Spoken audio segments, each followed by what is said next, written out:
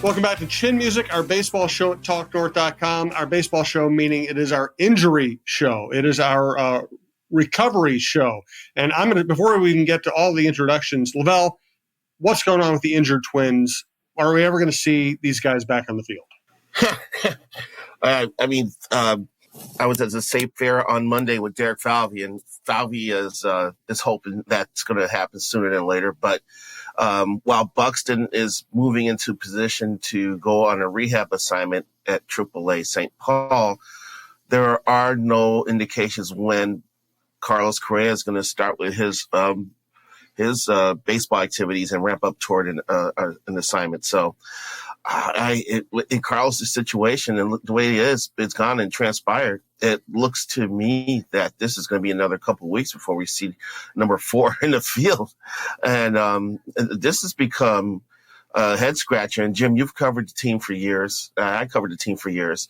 And the Twins have always had a history of under predicting how long a player is going to be out because of an injury. And this is up in the top 5 because they thought Correa was going to be able to fire out after the All-Star break. And we're headed into September now. It is basically September. Football season has started. We haven't seen Carlos Correa. So it looks like it's going to be a while with him. Buxton definitely earlier. The pitchers, I'm not sure, the timetable on the pitchers. I think Cody Funderburk may be getting close to returning. But I think everybody wants to see that A lineup out there with Lewis, Buxton, and Correa. And I don't know when it's going to happen. And it's disappointing because you want to see the Twins at their best. But this goes to tell you that the best teams don't always have success. The healthiest ones do. So true. All right, let's get Roy's reaction on this. The lineup today: Roy Smalley, former Twins star, current Twins broadcaster, who had the misfortune of broadcasting his last homestand. LaVelle E. Neal III, Star Tribune columnist. I'm Jim Suhan from the Star Tribune as well. This is TalkNorth.com. If you like this show or any of our many shows at the network, please subscribe to them at your favorite podcast app. It's free. It's the easiest way to listen. Best sports lineup in town. We've added Randy Shaver's show to Mike Grimm's show, Russo, Krasinski, Jeff Diamond, John Millay, Don Mitchell, outdoor content. Check it all out. We do appreciate it. We're coming to you from the Aquarius Home Services Studios. We're going to thank Aquarius Home Services, Minnesota Masonic Charities, True Vision Institute, and your boat club. So, Roy, what is your level? And you're not a panicker, unlike many Twins fans. But even though you're not a panicker, what's your level of concern with the way the team is playing right now? We're talking here on Thursday. On Thursday morning.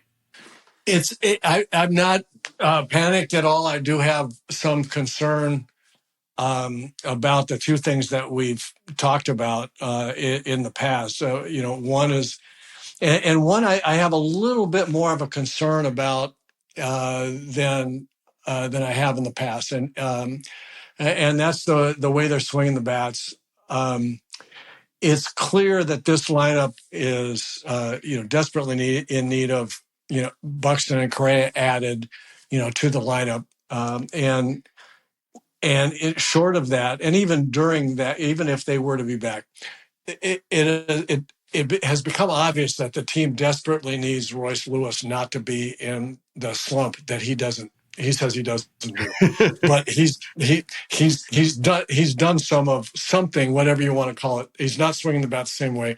He's gotten up in some big situations and not been able to deliver, which happens a lot to players during the course of a season. But at this particular time, without those other guys, it just became obvious to me how badly they need Royce Lewis to be the incredible Royce Lewis and not the human Royce Lewis. So I'm a little concerned about that.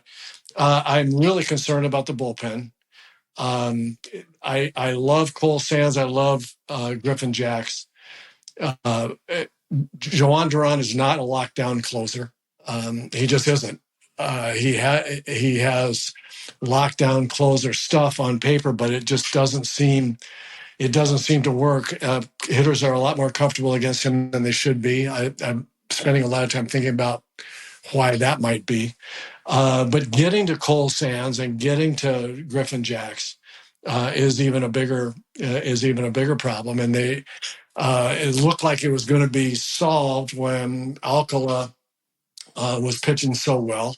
And then all of a sudden now he has reverted to the way he's been in the past, which is, here I've got this great 99-mile-an-hour fastball. Let me throw it down the middle. Let me throw 2 balls with it and then throw it down the middle. Or I've got this great slider. Let me hang this one for you and see how far you can hit it. And it's a mystery because he has such great stuff, and he's either not throwing it for strikes or throwing, really hittable strikes. And so getting to Cole Sands and Griffin Jacks is a problem, and then finishing the game has been a bit of a problem. So all of that is to say, and this is in the context of me watching them play the Atlanta Braves, right? And so I look at the Braves, who have suffered incredible injuries as well. You take Ronald Acuna Jr. and Ozzie Albies and now Austin Riley out of their lineup and say, well, they've got no chance. And yet, the Twins didn't just roll over. They played them tough, 2 of the 3 games, and they just kept coming back. And so what's the difference? I mean, for me, the difference is kind of a lockdown pitching staff for the most part.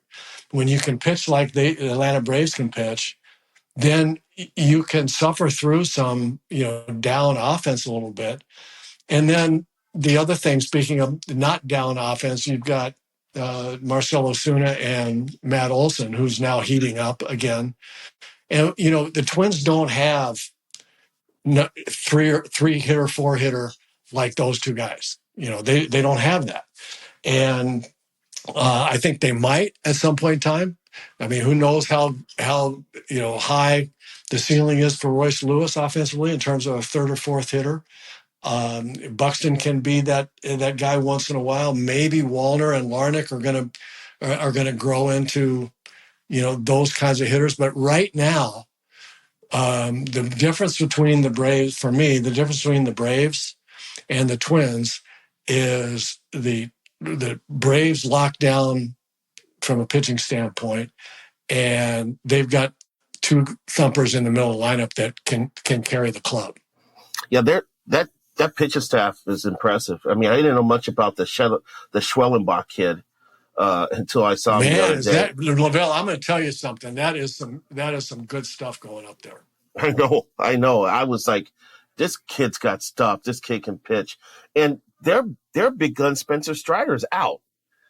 He was like one of the best pitchers in the National League last year, but he's out injured, and they're still doing it. And the Twins didn't even see Ronaldo Lopez during the series, and he's got a 2.02 ERA as the starter.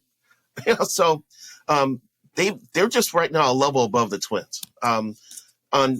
You give me 10 games against the Braves, the Twins can throw a good game at them 4 or 5 times, I think. But on the margins, you got Olsen, you got difference makers on Atlanta that the Twins currently don't have, who could be, but just aren't operating like that.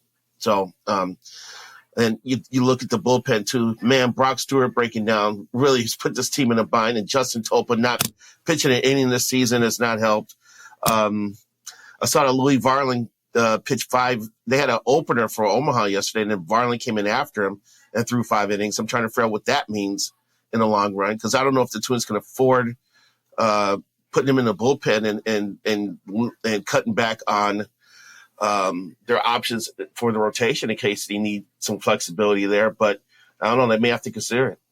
I think they need to pick the right hole in the dike to plug, and right now it's the bullpen. And Varland was lights out as a reliever last year, and they desperately need relief. And when Varland's throwing really hard out of the bullpen, he can get lefties out. That's what they need. They need somebody who can get lefties out. They need another reliable arm out there. I'm a little – I don't know why they had Varland pitch 5 innings the other day when they have a crisis in the majors. Roy, your thoughts? I think it's getting to the point where, I mean, they're trying to plug holes with, Michael Tonkin and Blewett and different people. And these guys are serviceable. I don't think there's any question about that. Blewett pitched really well the other night for 3 innings after the Braves blew out Bailey Ober. But you're really looking at, and LaVelle is absolutely right. I mean, is Topa just going to retire, or what has gone on with him? and Brock Stewart breaking down. That was such a weapon. That was Alcala stuff on steroids that he can actually throw strikes with, and that really hurt him. So back to my original point, I don't think if you pick the guys that I just said from Caleb Thielbar and Blewett and Tonkin and Alcala, I think I think Louis got a chance to be a better option, and so I know that they would be in a real bind if they needed a starter. One of the starters goes down, and Louis Varland's been pitching one inning at a time for a while in the bullpen. But I mean, we've got what, 5 weeks, 6 weeks? How many? We don't have a whole lot of time left.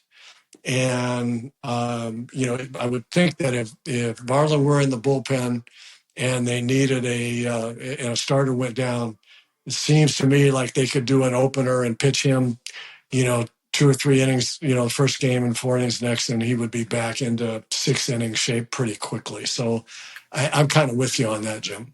And one more thing on that, taking it a different route too, is that the Twins aren't the only team dealing with this stuff. I just read Boston just put 2 relievers on the injury list and called up 44-year-old Rich Hill a couple of days ago to try to save the day. And I was doing some research before my interview with Falvey. I was amazed.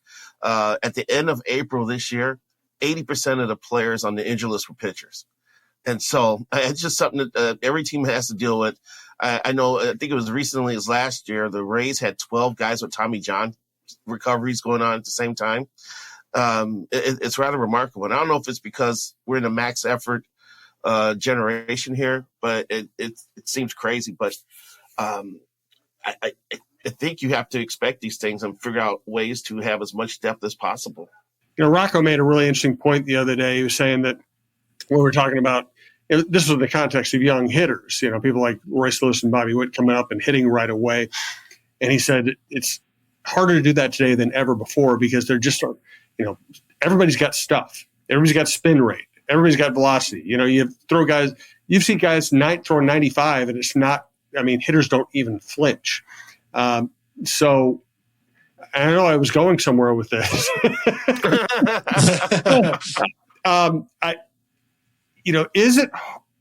It's like, on the one hand, we're saying that pitchers are better than ever before, and there's so many guys with good stuff out there, and we're also saying that the Twins don't have enough of those guys. Is that all injuries, or is something else going on? Let's start with Roy.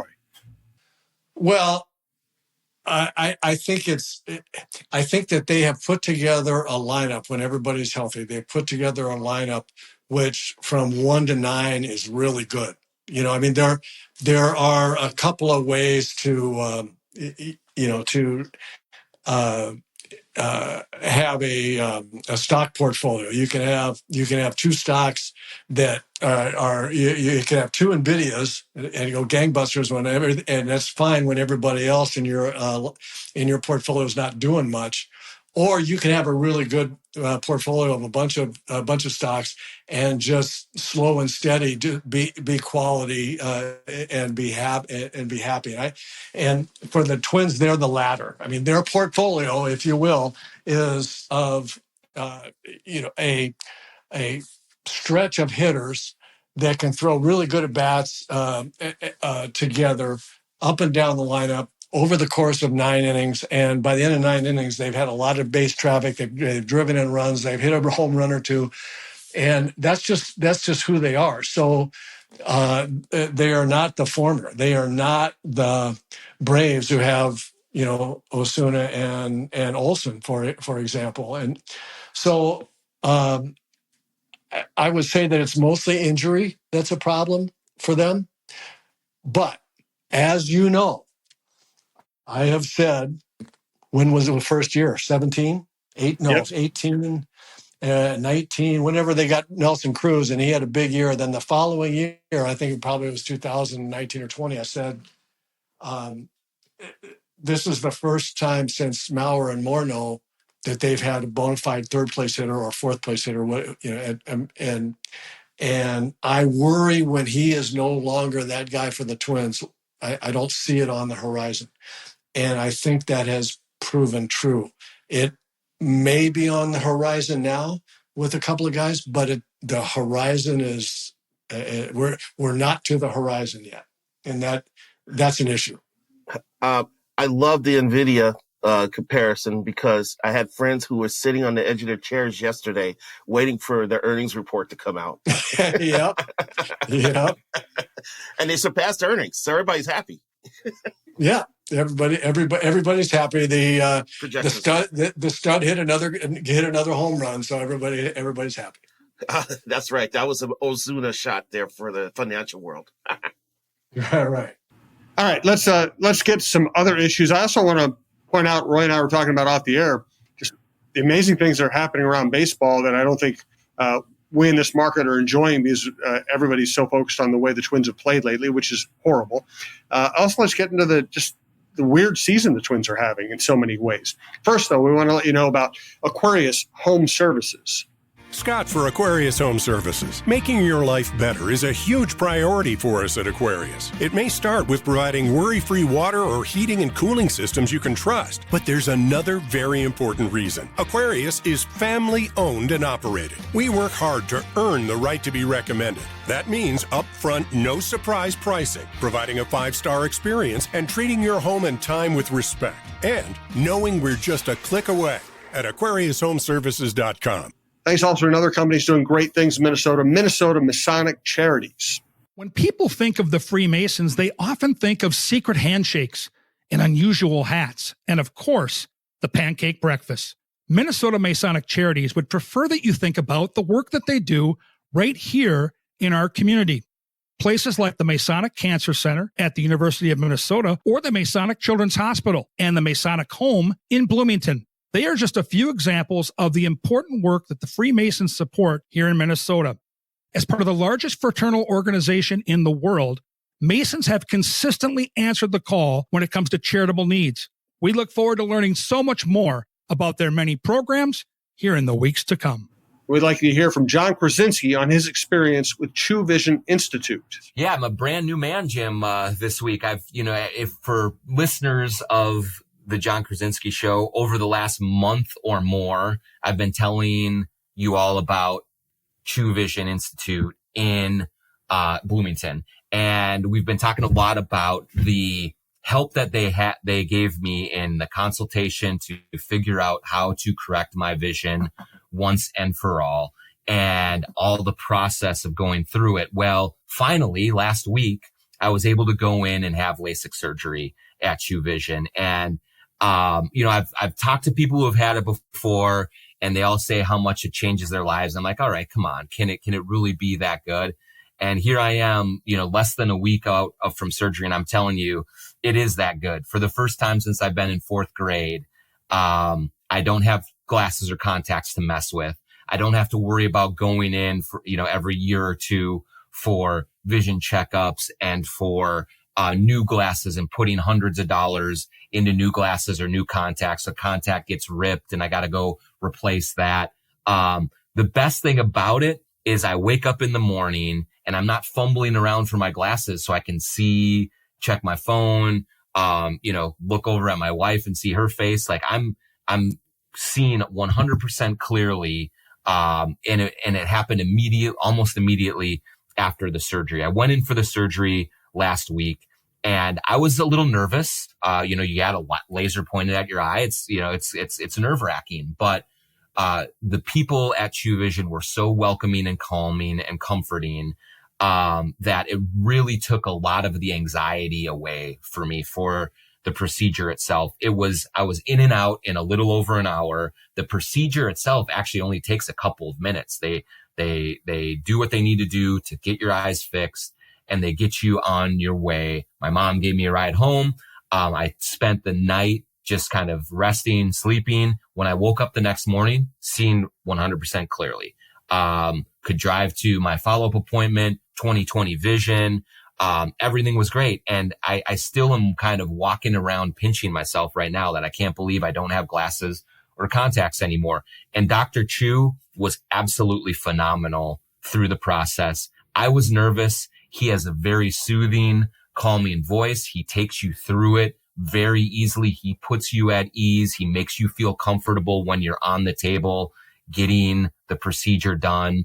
And it just was really helpful for me in just kind of taking away a lot of the nervousness that I had about it. He was so easygoing and was so reassuring, and just talked me through everything. It only took a few minutes to get done.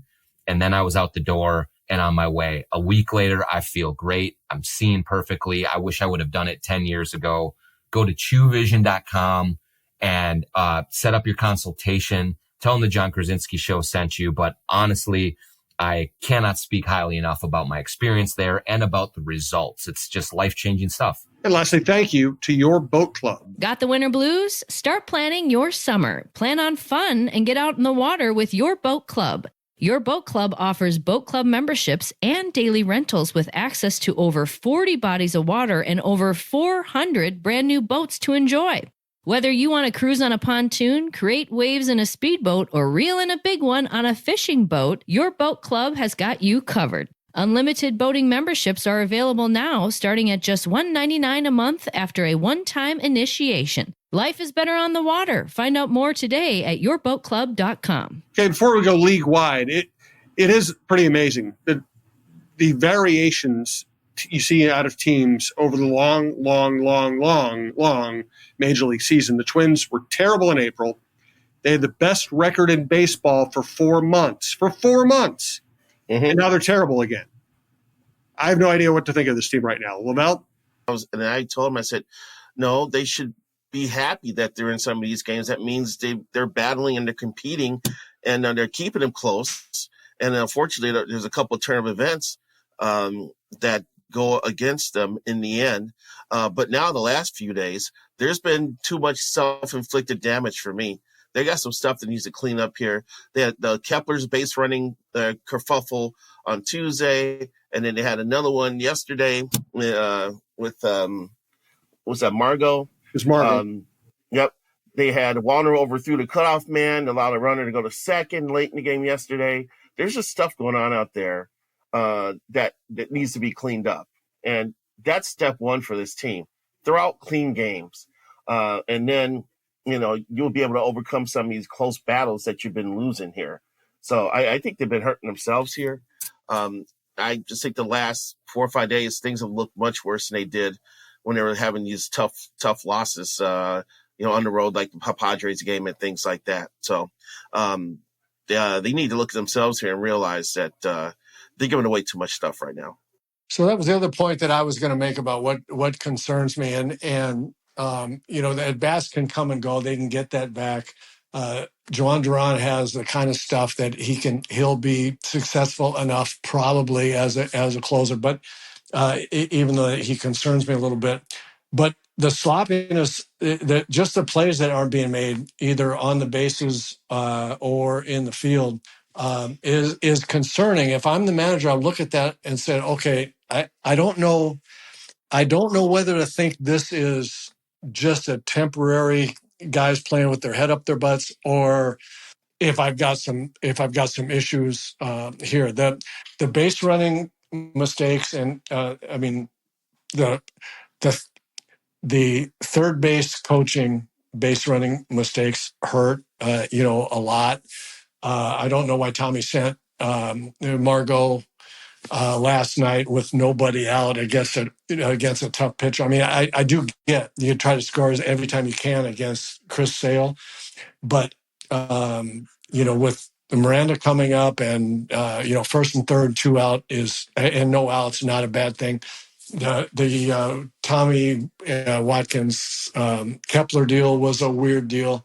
What really bothered, but that can get fixed like immediately. But what concerned me was winning run, infield in, winning run coming in, winning run on third base, and the infield's in, and I think it was.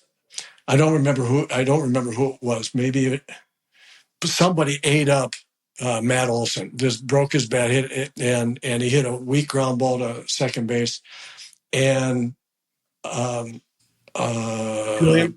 Julian didn't charge the ball. He kind of waited, to get the hop that he wanted to, and by that time he threw high a little bit, and the runner on third who was running on contact, beat the throw, and that's a mental lapse or an inability or a fear about having to try to make a tough play where you might make an error, but it doesn't really matter. It's kind of do or die in that situation. You can't wait back and say, well, I caught it and I threw it home and he got just beat it. That's a problem. The ball off of Margot's glove last night has got to be caught. Right. So, I mean, it's all of those things that add up to, when you're not swinging the bats quite as well, you can't make any mistakes like that. And frankly, the Twins swung it well enough to win a couple of games against the Braves. Had they made all the plays, had they not had base running mistakes, and they made all the plays. Just a real quick one about the overthrow that Walter made. Carlos Santana didn't get deep enough there. We've got, and I'm not putting this on him. I'm just saying the way it worked out.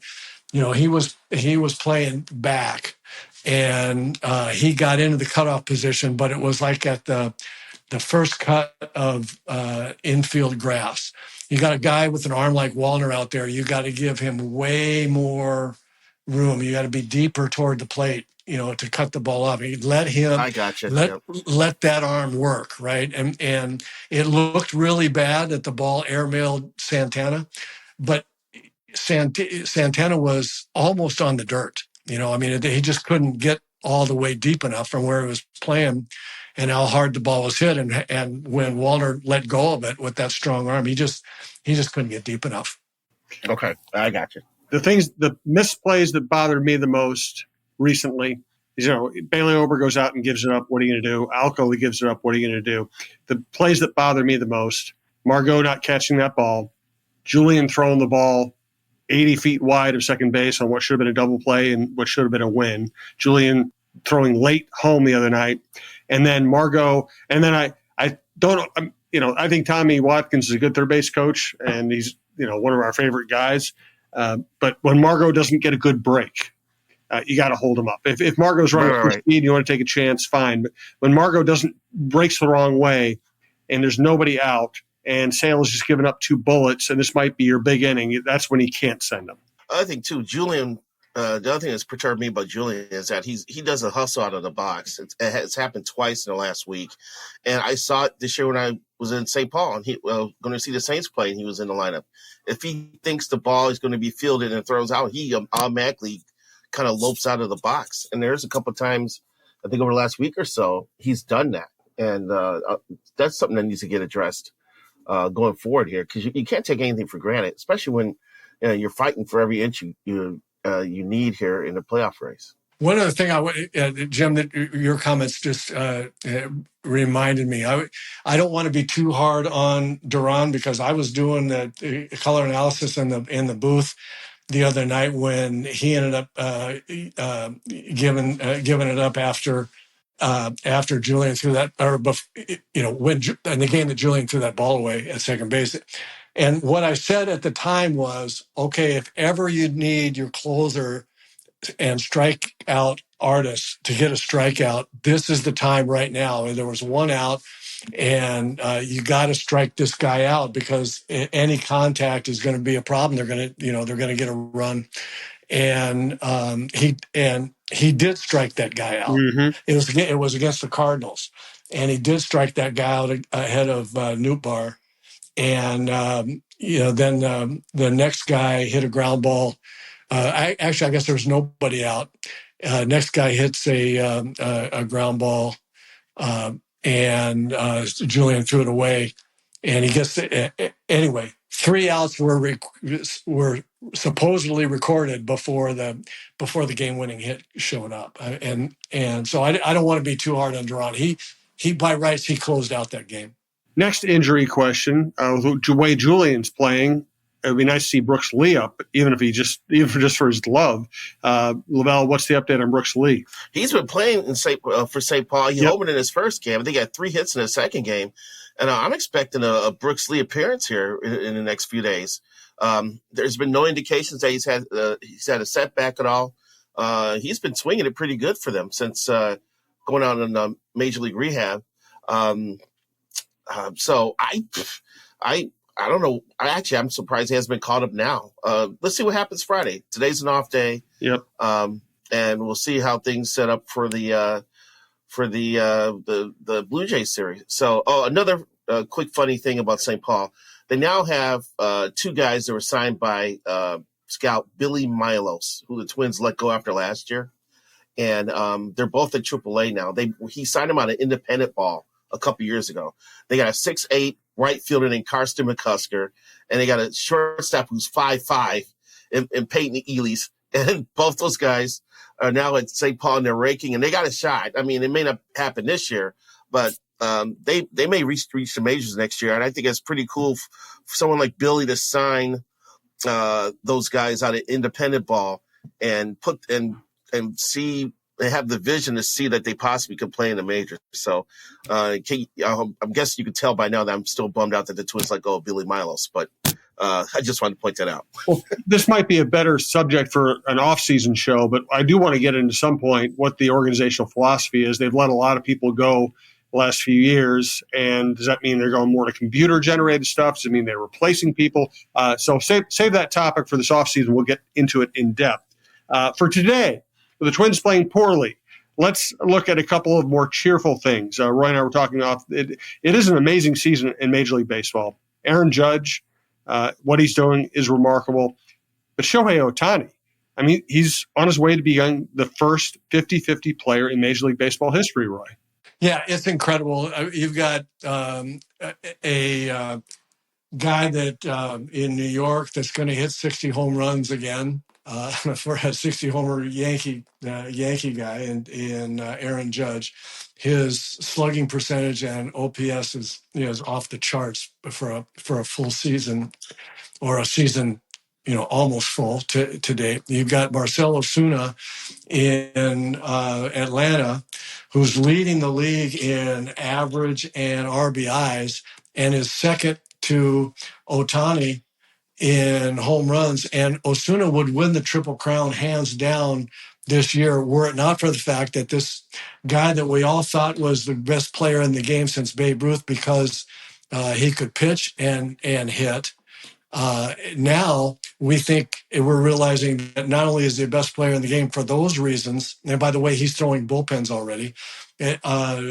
Now we realize that he's the best player because he can not only pitch, but he's going to hit 50 home runs and steal 50 bases the first time ever. I mean, it's incredible. And I go back all the time. You made a great point on our last week's show, Jim. I made it. I paraphrased you on the air last night, and I'm gonna say it again about the Twins, and then about baseball.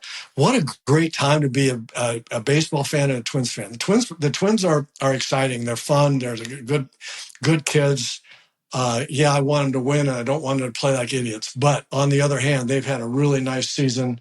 I think they're going to hang on and get into the playoffs. If not, make a real strong September run and do even better than hang on. And in the meantime, there are individual performances going on around baseball that it's must-see TV. And we got to mention Bobby Witt Jr., that's the other guy I was trying. You're right. Yeah. He is second to Judge in WAR. He's got 28 homers. He's got 27 stolen bases. He's got double digits in home runs, doubles, and triples, and he leads the league in hits. And it's not even close. He's got 185 hits going into the final month of the season. And he's playing great shortstop. I mean, my Yankee fan friends are like, "Oh, Judge is unlocked to win the MVP." And I'm like, no, it's not. There's going to be at least a conversation because Witt's doing stuff that you haven't seen before. And because of Judge, Juan Soto's having a hell of a year, too. I think he's got like 37 homers. And it's in the position to get a $500 million contract. So yeah, there are some individual things that are going on. That's great. We mentioned the pitchers going for the Triple Crown. Tariq Skubal, I still remember Rick Anderson was the pitching coach for the Tigers when Skubal debuted. And I looked at this guy. This guy is a lefty, throwing 97. He's going to be nasty. And look at him now, going for the Triple Crown. Chris Sale is 35. He hit 99 on the gun like 3 times yesterday. So you could step back from worrying about your local squad and kind of look at the big picture around the league. And there's some great players doing great things right now. No doubt. All right, let's leave it there. We'll get more injury updates and check in on the fundamentals of this team next week. I do guarantee you one thing. If they had Byron Buxton in center field, Correa playing short, and Brooks Lee playing second base, we wouldn't see as many mistakes. I can guarantee you that. So agreed. Health would fix a lot of problems. Roy, enjoyed listening to you on the broadcast this week. LaVelle, see you out at the ballpark. Thanks to everyone who listens. We do appreciate it, and we'll talk to you soon.